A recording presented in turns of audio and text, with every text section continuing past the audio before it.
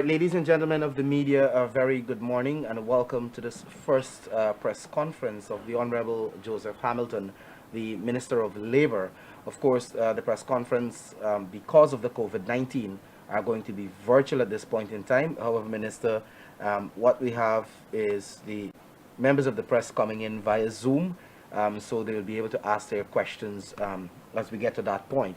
As it is now, the Honourable Minister will make some opening comments, after which we will ask you to, first and foremost, state your name and the media house you're representing before you ask your questions. Maybe we say 2 questions per media house in the initial stages, and maybe after that, based on the availability of time, we may take additional questions. Minister, over to you.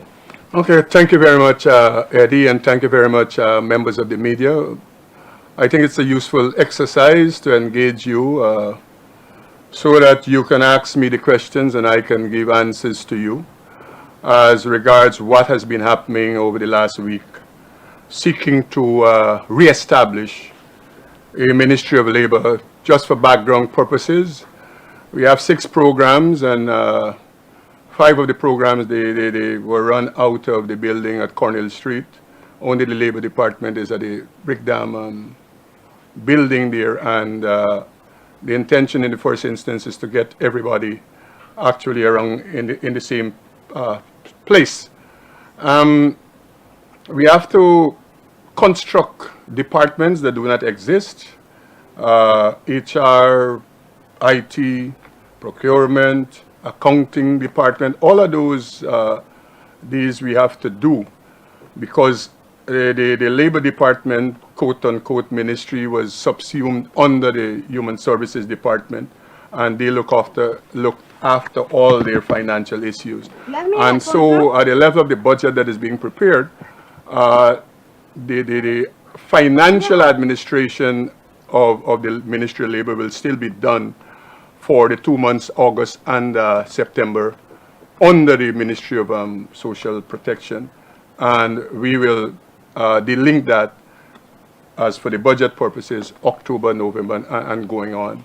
And so we have to construct all of these departments. Some people will be coming over from Human Services to be part of the new team that we will build. On the side of engagement with stakeholders, that has already started. I have already met the 2 umbrella trade union bodies, FATUG and GTUC, KG. We have had meeting that had to be adjourned with the Private Sector Commission. That is the same day when the emergency came up about the issue about the COVID-19 matter. And so we have to re-engage them. I can tell you this afternoon I will lead a government delegation to have a conversation with Rusal to find out about what is the status regarding that company in Guyana and the workers. The 3 pillars of the Labour Ministry, as I outline it, would be 1, capacity building of our workers in the state agencies in the first instance and the wider field. That means we'll have to retool the Board of Industrial Training and to develop it, expand it so that it has a reach across the length and breadth of Guyana, coastal and regional. And we have to do collaborative programs with institutions that already exist. I know that the CEO of the BIT, I've tasked him to engage Mr. English at the Critchlow Labour College so that they can start having a conversation, because when I had a meeting with GTUC, I proposed that perhaps we can collaborate together, that is BIT and Critchlow Labour College, and that conversation has already started. And I've learned about several other places that they have training programs that I have sought to find out from them how they can expand them, do these programs to include more people. I plan to have a conversation with the prison service leadership so that we can extend training programs to young men and women who found themselves on the wrong side of the law. so that perhaps my thoughts are perhaps we can put in place what I call a project to allow for when they return to society, as they say, they can be meaningfully engaged and employed. So that is on the side of capacity building. Human development programs, collaboration with health and housing to ensure that all our workers are properly housed and they receive proper health care. And thirdly, the protection of the rights of workers. We have already engaged, as I said, private sector organizations. This afternoon we would engage Rusal, as I said earlier.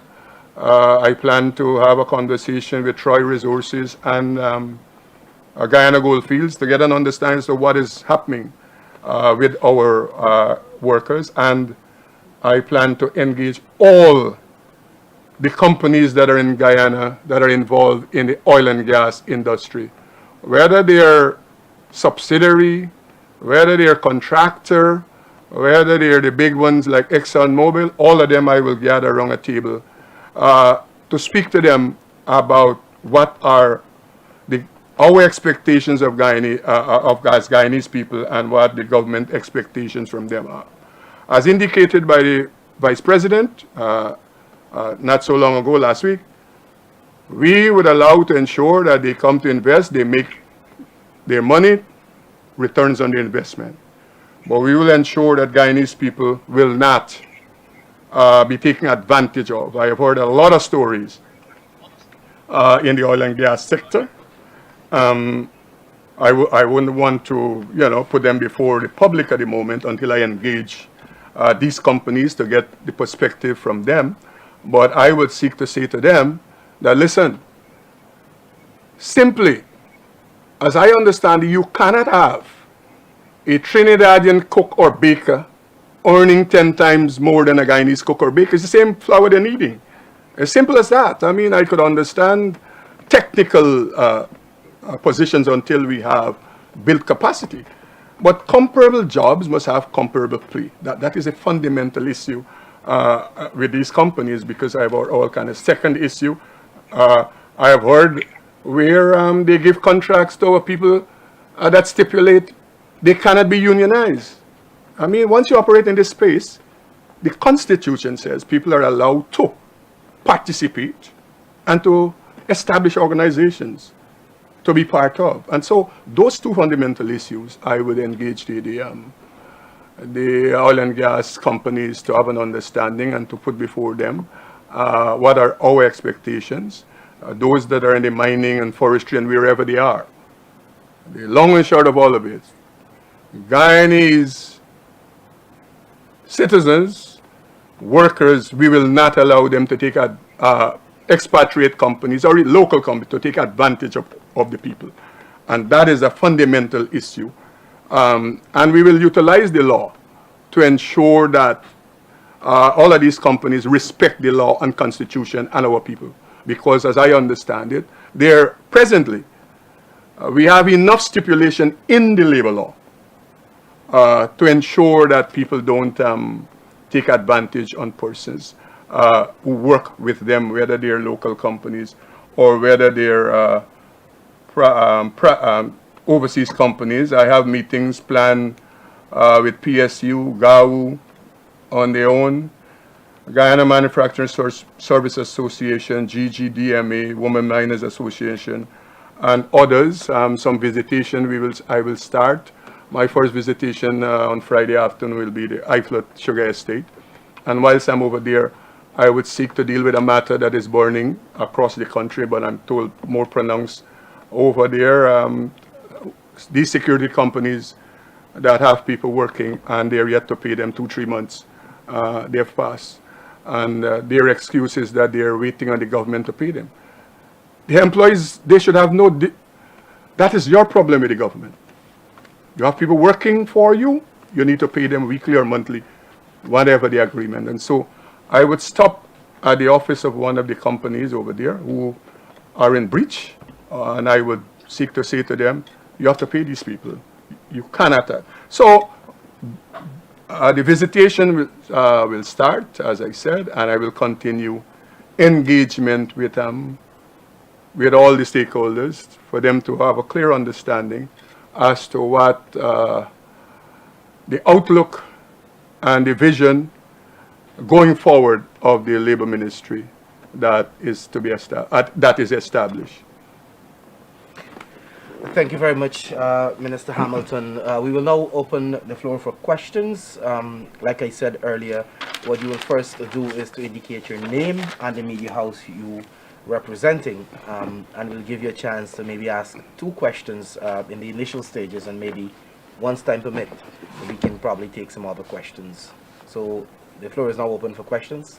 The media houses. What I can probably do in the interim to ensure that we get the questions in that are necessary, maybe I give you a number where you can WhatsApp your questions, and I just read them out to the minister. In the meantime, we're trying to sort this out.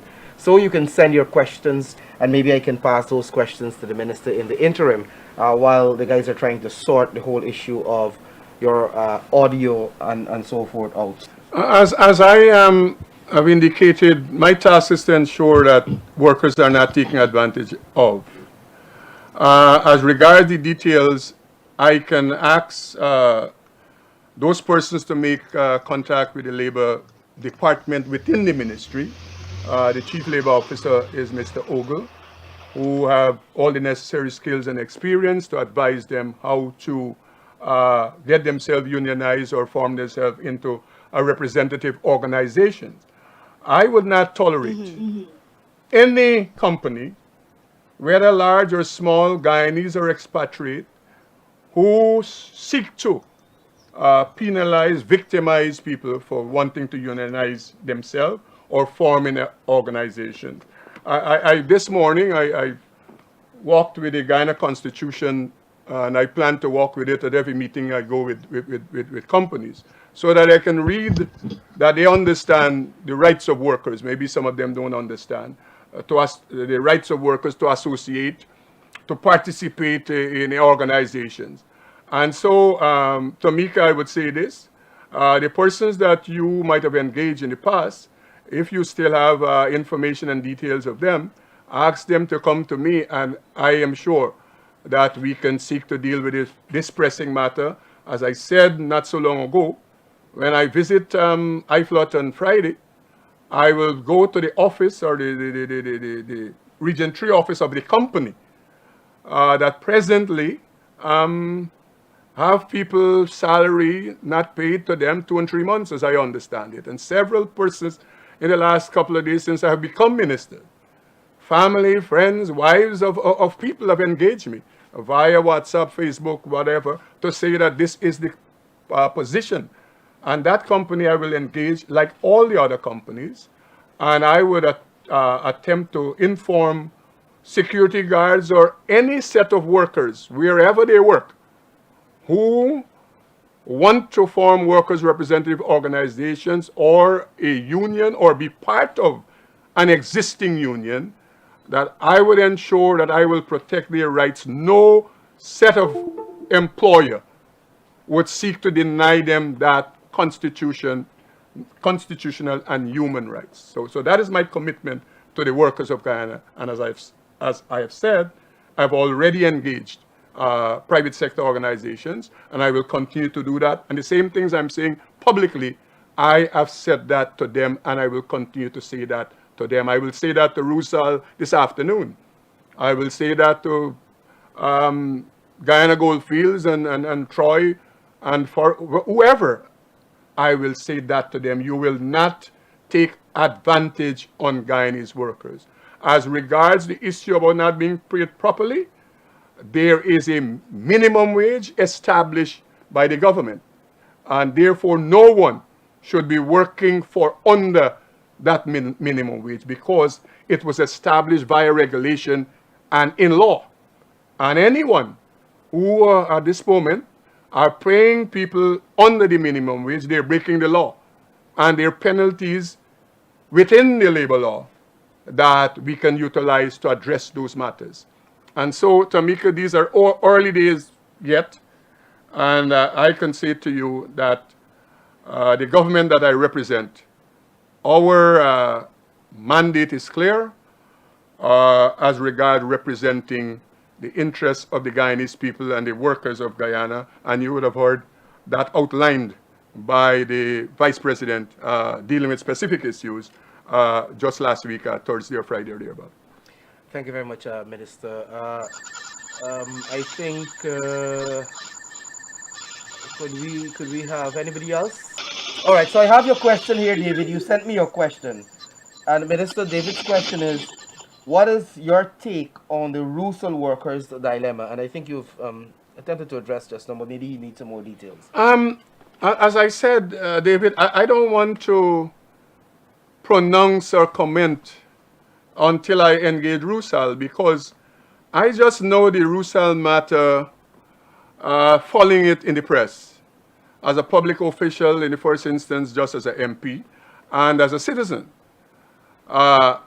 Wanting to understand the matter, that is the reason why in the second week, being minister, Rusal will be around the table with us.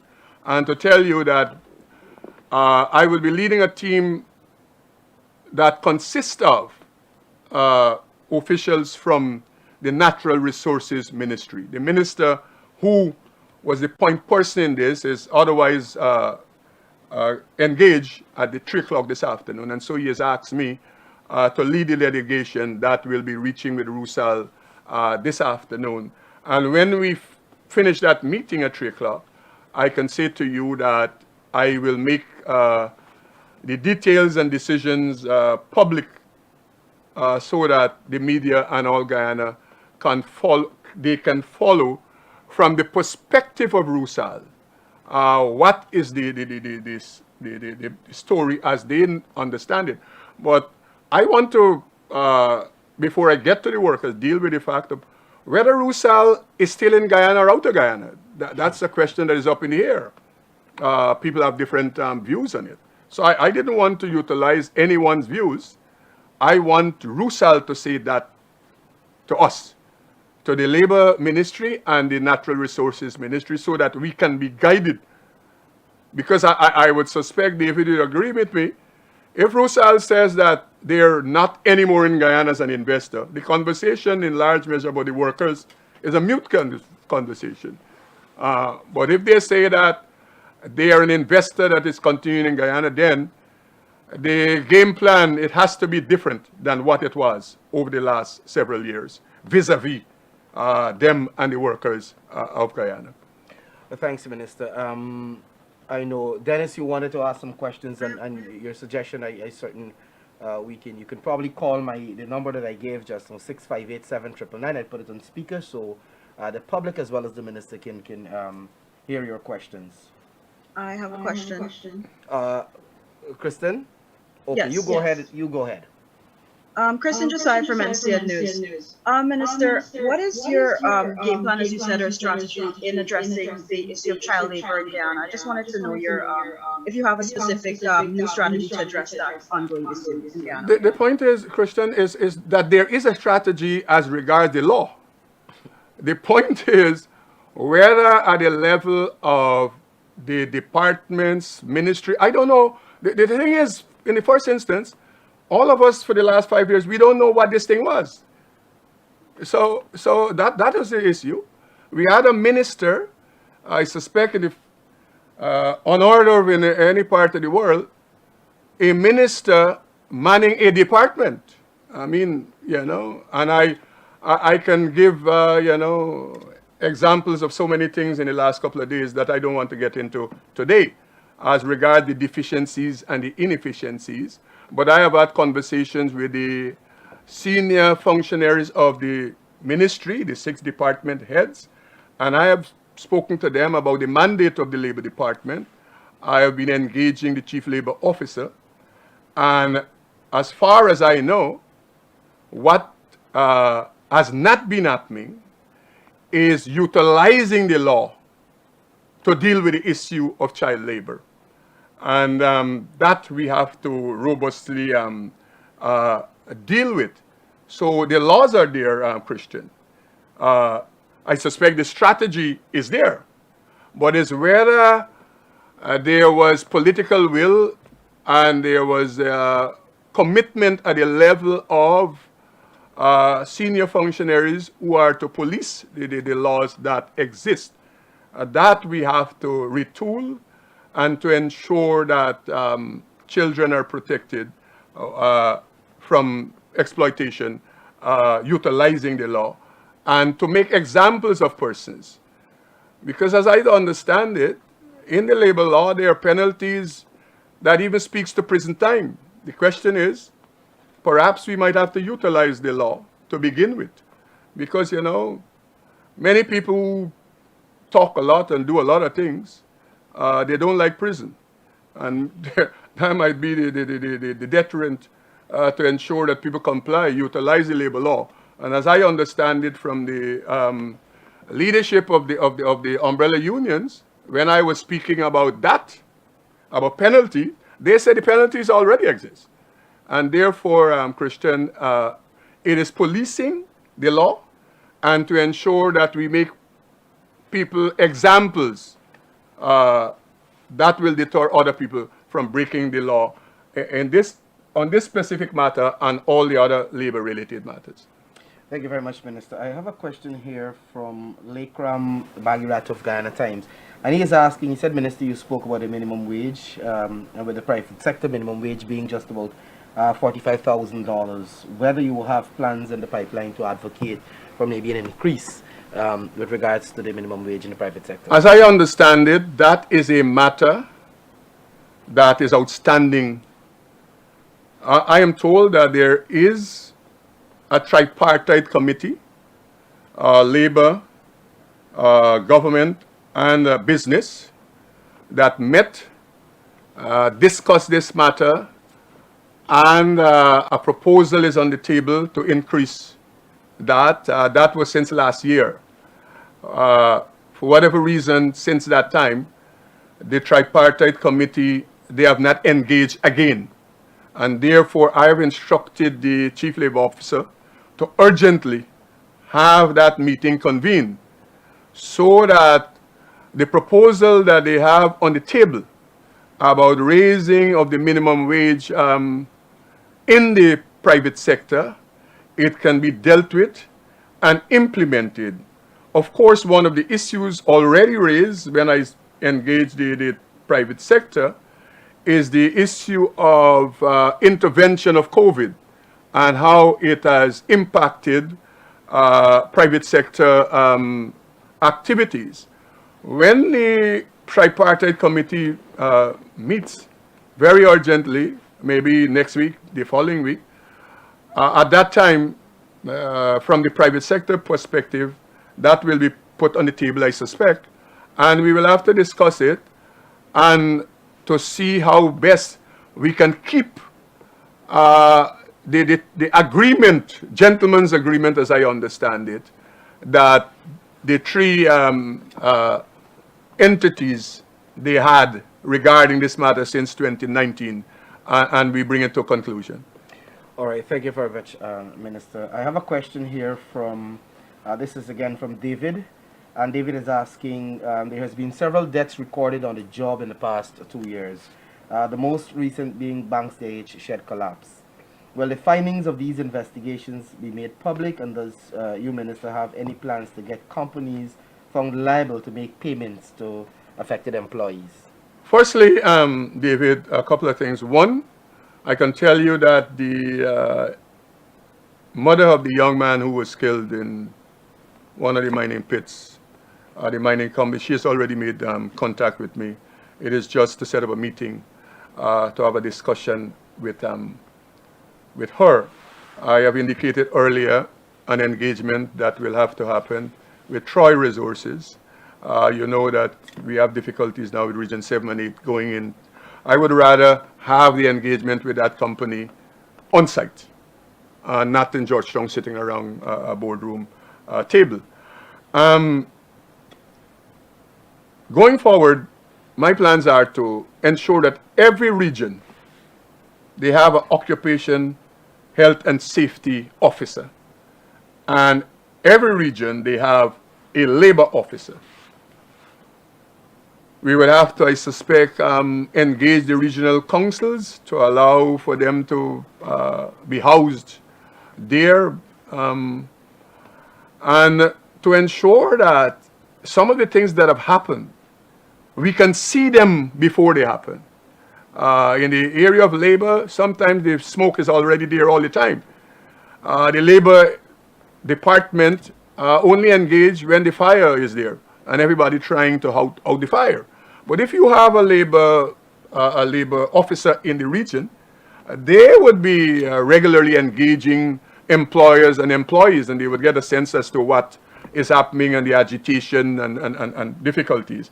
As regards this occupation health and safety side, we will have in every region occupation health and safety officer whose duty and job will be to engage industries and every place that people work, to ensure that they can beforehand see the difficulties workers have, let us say perhaps in a sawmill, that they can advise the owner that, listen, this machine here is waiting to kill somebody or to take off their hands and their foot. Not when the man's hand or foot is taken off or when the person is dead, then everybody has an interest and we have a great investigation. So that is the plan.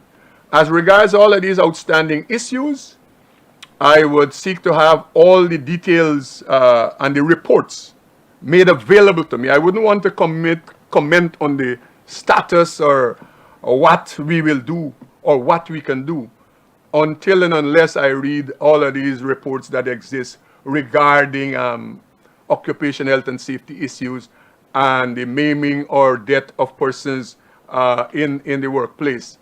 When I am able to do that, and I have a sense and an understanding how we should go forward, what are the strategies we should utilize, I would make that available to the public and to the media so that every person, employer and employee, media and all, you can have a sense, an understanding as to what the expectations are of the government, of companies who have workers that might be exposed to elements and things that are not good for their health and safety. And let me say this, importantly for the media and the public to note. For whatever reason, and I've had this experience at the Ministry of Health, where officers think, or thought at that time, and I suspect they still think, that their role is to engage and supervise private sector entities. And they do not pay attention to the work environment in government institutions and agencies. And that has to change. I can give you an example engaging the chief environmental officer at that time at the Ministry of Health. And he was telling me everything about DDL and Banks DIH and all the other people. And I said to him, every morning, you are driving, passing that coffee, and you pass that, what we have there, the arch, and the entrance to your work site.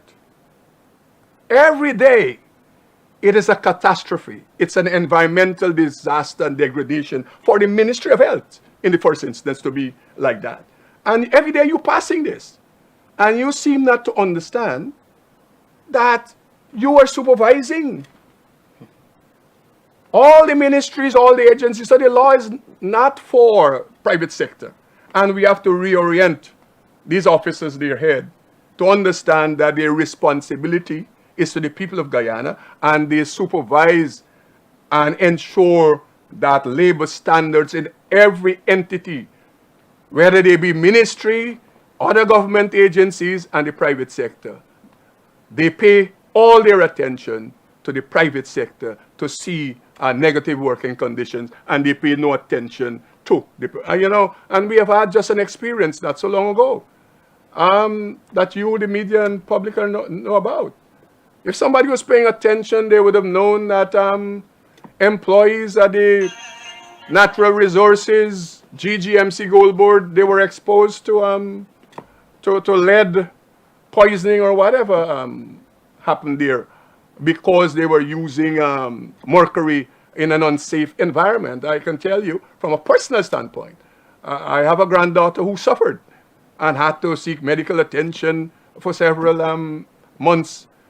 But if somebody was paying attention, we would have known before all of those people were exposed. It is after all of that has happened, all the travails and tribulation, then we understood that we need to establish a building with all the features that are necessary to burn or purify gold or whatever they do utilizing mercury. We cannot operate like that. And so I hope I have answered your question in some regard, and whatever, as I said, regarding specifically the issues of people losing their life and whatever, I will, when I get those reports, I would study them, and then I would speak to the media at that time. All right, I have a question here for Samuel Suknandan from the Demerara Waves, and Samuel is asking, past governments appear to have allowed Rusal to violate workers' rights and not recognize the GBGW as the legitimate bargaining agent. What guarantees you can give, Minister, that this will not happen again? Maybe I could give you the two other questions that I have here, so that maybe you can deal with them at the same time. Sean Embrack from News Talk Radio is asking, what guarantees can government give on the question of collective bargaining for government workers, wages and salaries, rather than no negotiations or a cosmetic process that ultimately sees an imposition of an across-the-board figure? I have one more quickly. I think this is a follow-up from, there's a follow-up here from Lekram. He's asking, can the minister expand a bit more on the nature of that proposal? I think, if you can remind me which proposal you were talking about, the minister, I think, spoke about a number of proposals. So if you can remind me, and I'll just let him answer that. Okay, let me start off with collective bargaining. Again, I would return to the Constitution and the laws that exist, and to seek to have those implemented. As I said, I will be very shortly engaged in the Guyana, the GPSU, to hear from their perspective as to what has happened or not happened with the engagement that they had with the past government dealing with the issue of collective bargaining. And after then, I can speak to the public as to what the government position will be. Presently, I couldn't say what or how the engagement with the last government, the previous government and GPSU ended. And in the other areas, I have said to the FITOG and I have said to GTUC that what we had was a initial meeting that was not a long meeting. I have said to them, go back, sit down, list all your issues, and let us engage in what I call a mini confab, and maybe we can spend a day together, government and labor, sit down, look at the issue, prioritize them, and we can seek to map a way how we resolve specific issues and put timelines to them. So there to return to me, FITOG and GTUC, so that we can together, of course, they're individual confab we will have. That is at the labor and GTUC and labor and FITOG. As regards Rusal and its workers, again, I refer to the Constitution and the law, and I will say that to Rusal this afternoon, like I will say to all companies, whether expatriate or local companies.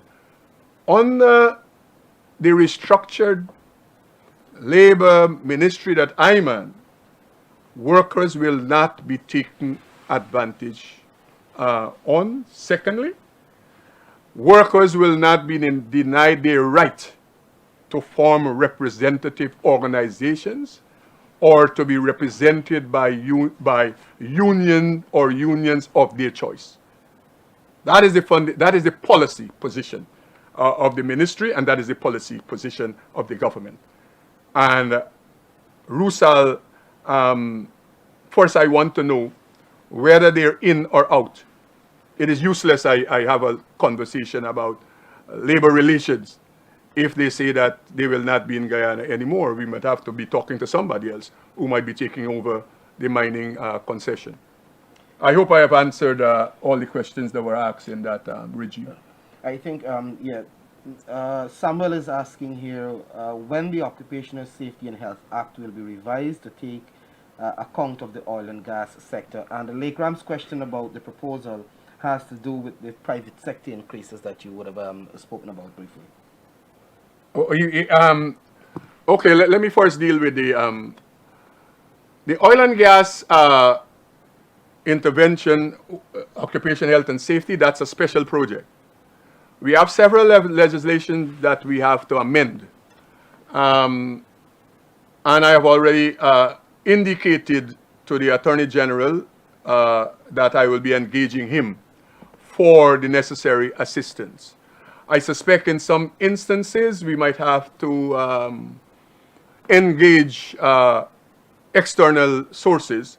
As I understand it, to deal with the oil and gas industry, the issues of occupation, health, and safety issues, the ILO has already been engaged even before I arrived, and they have already made contact with me, seeking to congratulate me and seeking to I was put in motion how we move forward all of these proposals that are on the table, were on the table as regards legislation amendments and new legislation.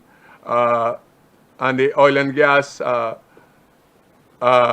legislation coming forward, they will be very much specific to the oil and gas industry.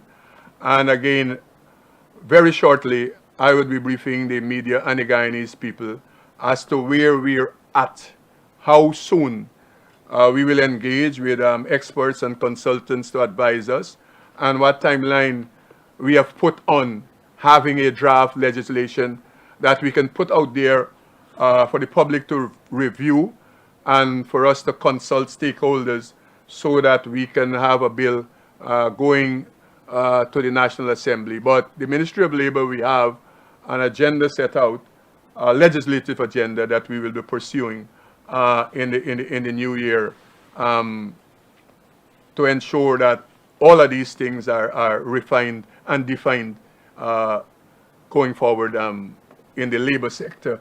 I think the question about the minimum wage, you wanted the person wanted to know the minimum wage proposal. Yeah, to elaborate. That was a question? Yes, to elaborate on the proposal. Okay, as I understand it, the proposal had to do with $60,000 at the first instant. That is what I am told. As I said, I just learned that from the labor organization, and I learned that from the KG, and I learned that from the Department of Labor. The question is how soon they engage to concretize that proposal and to seek to put it in motion. As I said earlier, already from the level of the private sector, they have raised with me the issue of the impediment that is before all of us and that have caused their business to suffer. That is the public health matter that we are dealing with, the slowdown of business that resulting from that public health matter. But once the tripartite committee reaches and they review their proposal and there's a decision, I would make that available to the public. Are there any other questions? I think Tamika is sending in her a question here, and so I'll take just these two more for now. Samuel has another question. In the context of workplace safety, what is the Ministry of Labor doing to ensure the safety of teachers at schools? Currently, many schools are registering new students, and teachers are worried that insufficient systems are in place. I don't know how much of that question may be overlapped into the Ministry of Education, but Minister, I'm sure that you can deal with some of it. In the meantime, I think Tamika is sending her next question, so maybe you can deal with that one. Yes, let me say this. As I see it, in large measure, labor has to work in conjunction with the other ministries and agencies, health, education, so that we are not saying different things. You know, the Minister of Health has outlined some policy positions, and the Minister of Education, she has outlined some policy position. But as I said earlier, one of the deficiency in the relationship is where officers that are occupational health and safety officers, labor officers, environmental protection officers, they are of the view somehow that their remit is just to engage private sector companies to ensure that they comply. I am saying that we have to reorient their thoughts that when you're a labor officer, you have a responsibility to all the workers of Guyana, whether they work in public sector or private sector. The same thing with the occupation health and safety officer. And so the issue about teachers and their safety, we would have to engage, that is health and education and labor, and to seek to jointly put together a program to put before the Guyanese people and a proposal how we would ensure teachers are safe. And I suspect the security ministry, home affairs ministry, because we have had a lot of incidents at schools where teachers have been assaulted and all the other things have happened in schools.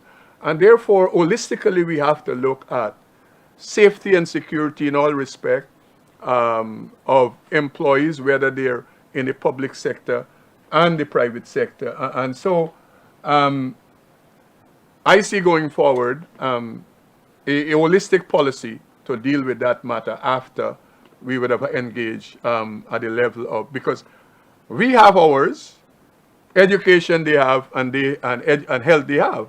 The point is to have everything together, consolidated, so we have what can be considered a national policy that deals specifically with it. And policy is one thing, is to police the policy.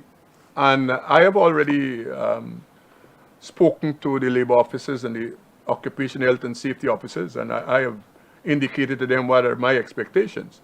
I have committed to them to give them the necessary tools that they might be lacking to ensure that they do their work efficiently and effectively, and I will hold them accountable to ensure the safety and security of the Guyanese workers. All right, the final question here is from Tamika. Can the minister say if any survey or research will be conducted to statistically understand the impact that the COVID-19 has had on the labor market and the extent to which there has been unemployment? Let me say this, Tamika.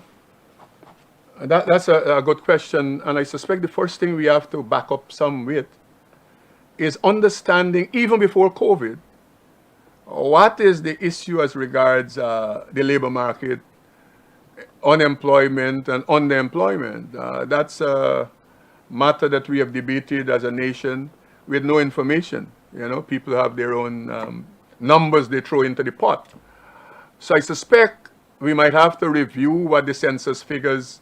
The last census was done since 2012, 8 years ago. We will have to see what is there and to develop, first understand what was, before we seek to put in place a mechanism to deal with what is, taking into consideration the economic downturn and the effects of the pandemic. We have one of the agencies or departments of the Ministry of Labor is the what we used to call long-term manpower. National Recruitment and Manpower. National Recruitment. I don't think that they are serving the nation the way they should, and no fault of theirs.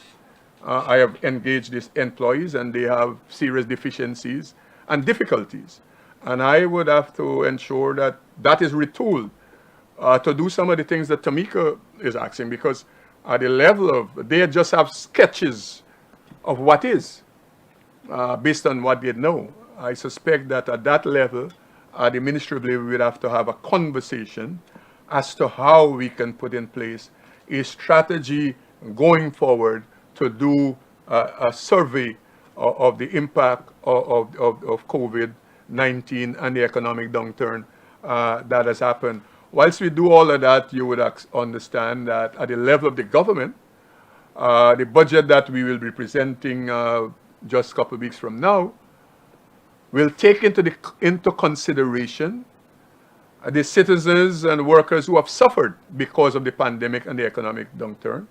And as articulated by the Vice President, we will have in the budget several measures to mitigate against the impact in the short term. And we will have several measures to give support to workers. He has already outlined as a special group the health workers who are in the front line of fighting the pandemic. I suspect we have to have special programs for the elderly, for children, within the framework of the total social sector program of support, and to see how we can facilitate businesses to have people return back to work. All of those things, they have been said via the Vice President when he spoke to the media a couple of days ago. And so the budget package will determine many of these things, because I tell you, at the moment, I am tasked to establish or re-establish a Ministry of Labor. And presently I can't buy a chair. Presently I can't buy a window, I can't buy a door, because all of those are considered capital items. And until and unless you have a budget, those expenditures you cannot incur. And so I want the budget faster than I suspect most of my ministerial colleagues who already have facilities. I have none. I have been able to have help come from my colleague's minister. Minister Posad has made available one of our building that is at the back of the Labor Department, and the Minister of Culture, Youth and Sports, as he has been gracious to loan us the School of Music that is to the east of the present Labor Ministry / Labor Department that has existed. I have seen some people, you know, make comment on that decision, but I say this: running government is decision making. That is what it is. And I say this to people: I have no difficulty with people proposing and criticizing. But first, you must have an understanding holistically of the issue. And secondly, when you say we shouldn't do this, or I shouldn't do that, or the government should, you must have a proposal also. You know, my grandmother used to say simple: when you attempt to take away bread, you must at least have biscuit or cassava bread. And anyone who seeks to denigrate, desecrate, for whatever reason, government policy, without putting another proposal on the table, I see it as rabble-rousing. Because you cannot say, don't use an iPhone, and you don't tell me, use Samsung because this is better. You have to say something. Because the only thing I have before me is the iPhone. You understand? So I am saying, going forward, the media, people in the public, the stakeholders, I have no difficulty with criticism. I would have no difficulty with you engaging me to share your views. But I'm saying to you, when a decision has been made, and you say that the decision is not one that you think is wholesome, you must have something to say. If not this, what else? If you don't have that, then how can we engage? Because I still have to resolve the problem. I still have to resolve housing 147 staff if we have the full complement of staff in the 6 departments. As I speak to you, of the 147, only 87 persons are there. So I have to find 60 staff members. And when I have to house 87, I have to solve that problem.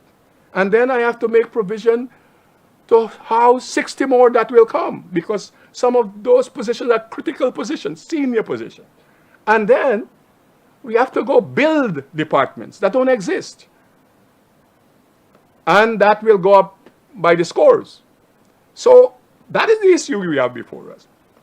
And so we have moved forward from where we were a week ago. At least we have 2 buildings, and the one that exists. So we would have 3 buildings in contiguous area there at Brickdam to establish the Ministry of Labor proper. And once the budget is passed and we have the necessary funds, we would seek urgently to ensure that those buildings are furnished properly, and to ensure that staffing, we have to, I suspect, advertise for several staff, senior and otherwise, to have them come in and to seek to establish this ministry proper. So let me say thank you very much for engaging me. I hope I have attempted to answer every question you have asked. And I would say this, that I'm sure you have my number. Any other thing that you need to clarify, you can call me, or you can make your own appointment to come have a conversation with me that I can explore and to give more thoughts on matters that I have raised today. But as I said when I started, and I want to end, there are three objectives. One, to ensure that we adequately train our people. That is capacity building. To ensure that our people well-being is taken care of. That is the whole issue of human development. How we engage housing to ensure we can house our people properly. How we engage health to ensure that healthcare facilities are made available to our workers, and importantly and finally, protection of the rights of workers. As I have said, under my watch, no company expatriate will come and establish modern-day plantations in Guyana. We have passed there 100 and something years ago, and we will not allow nobody to return us. Children of the indentured people, children of the indigenous people, and children of the slaves that came to Guyana. That we will not return there. I can give that commitment to the people of Guyana, and I will fight against any one or any set of people or any company who attempt to do that, and I will utilize the law that exists. And if I think that there should be more robust laws to protect our workers and employees, I will so recommend to the Cabinet for consideration going forward. Thank you again very much. And thank you very much, ladies and gentlemen of the media. Minister, thanks for being here.